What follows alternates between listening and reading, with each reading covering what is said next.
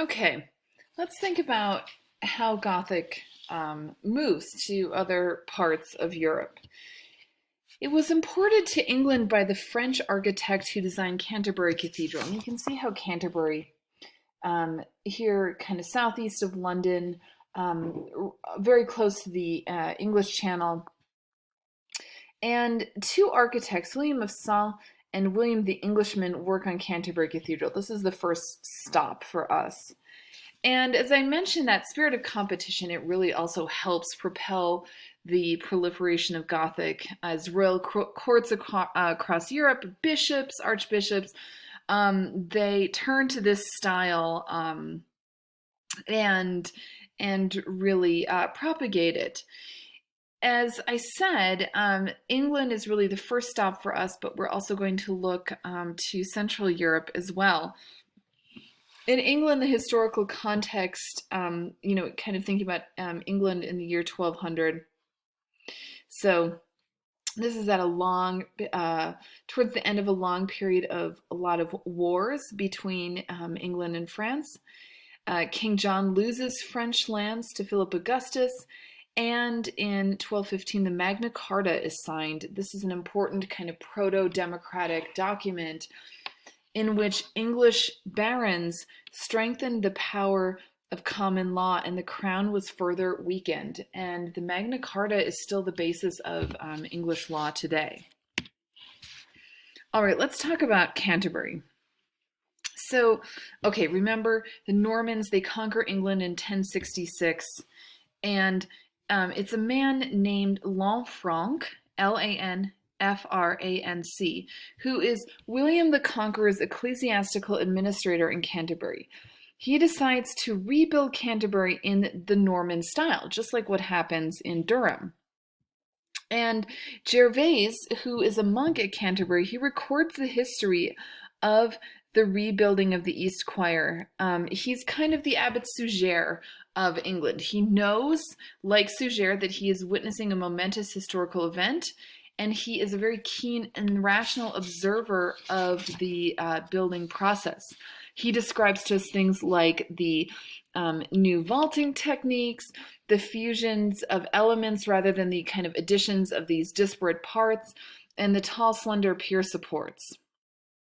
Okay, so we're looking at the Romanesque crypt that's before Gervase, before Lanfranc.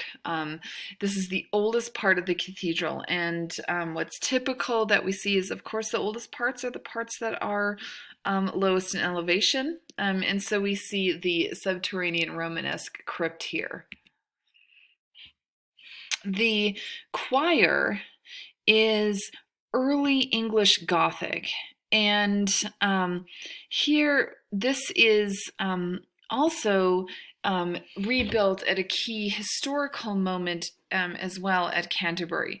Thomas Becket, who is the powerful Archbishop of Canterbury, he is murdered in this East Choir by the Knights of King Henry II in 1170.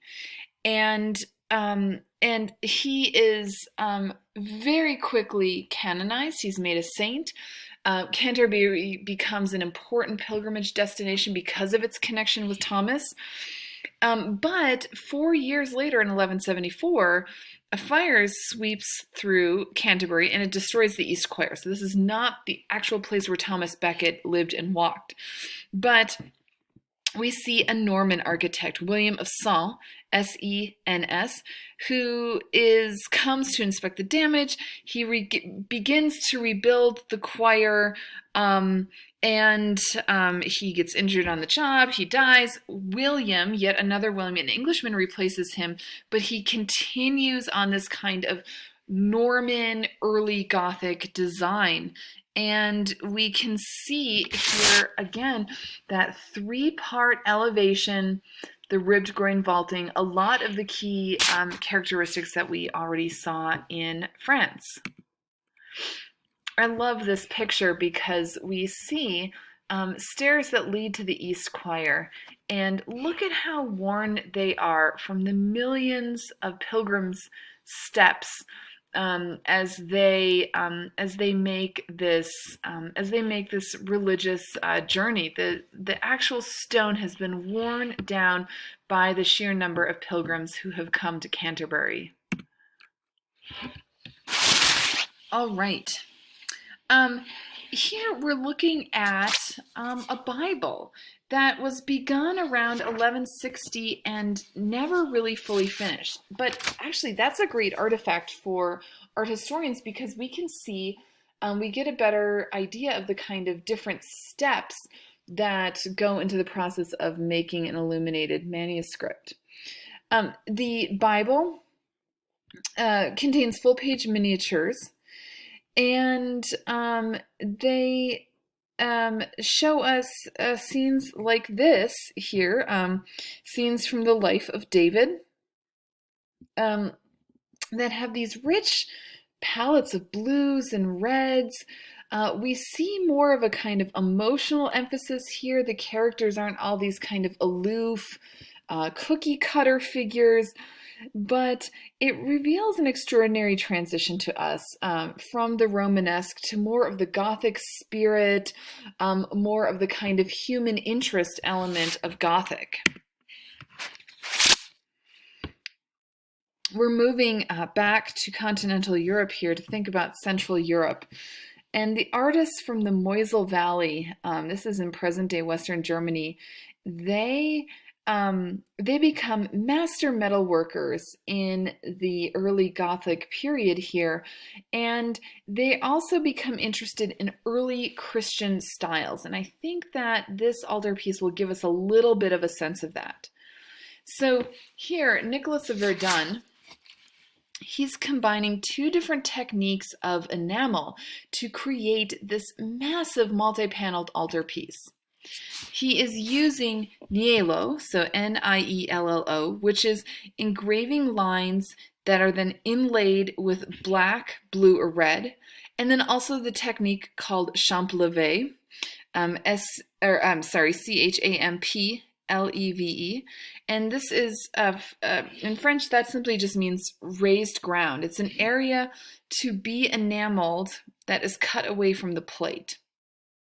And we see we're just looking at a close-up here of the main panel. We see all of these little vignettes with elaborate inscriptions encircling them, and then framed with these kind of geometric patterns, these little figures here, and then the columns on either side. The iconography is based on typological comparisons between the life of Christ, that belongs in the New Testament, and then earlier Old Testament events from the first part of the Bible. And remember, typology is this kind of pairing of New Testament and Old Testament scenes to help people more fully kind of understand the role of Christ. So, for example, here we see a very typical medieval typology where this is from the middle row, this is the middle register where we see the scene of the crucifixion. The top register, the scene directly above the crucifixion, is another scene of sacrifice where a father sacrifices his son, and this is the scene of the sacrifice of Isaac here, where the angel of the Lord swoops down, stops Abraham at the last minute from sacrificing his only son. And so we see this theme of sacrifice connecting these Old and New Testament scenes. And then here below we have spies bringing grapes from Canaan. This is another typical typological inclusion here. Now, when I say the influence of Byzantine and early Christian conventions, a lot of it has to do with the kind of classicized drapery of the figures that we see here, and also in these figures as well, the kind of stylized drapery, the emotional intensity, the stylized musculature of the figures. There is a kind of Eastern connection here in this work.